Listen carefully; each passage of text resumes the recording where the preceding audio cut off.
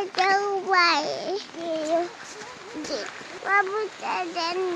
चाहिँ हामी पकौडा बनाएर खाने हो यो भाजी साग पात हालिन यससँगै मुला पनि दामी भएको आफ्नै बारीको साग यति लाग्नु पर्यो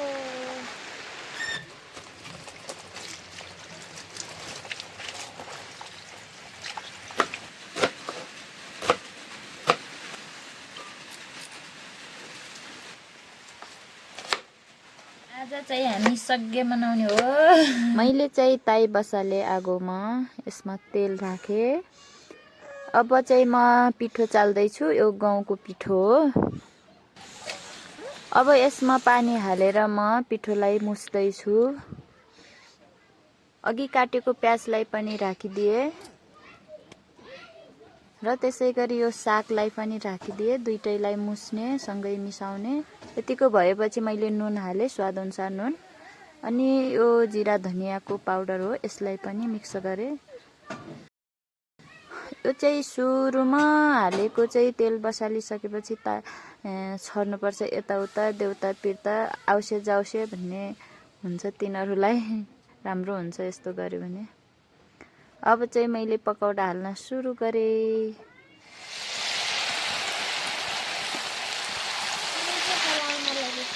पकौडा मिठो मिठो होला जस्तो छ छिटो पाकेर खान आउँछ त झुल पाकेर पकौडा तेल कम भएर खाने हो पकौडा हात उठाऊ दप्पु खाने हो कि नै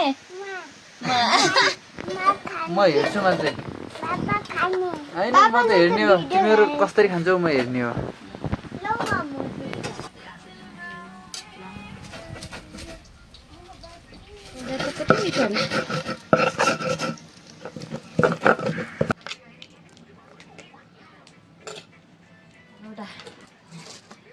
आज भसी मिठो हुने मैले चाहिँ खाएँ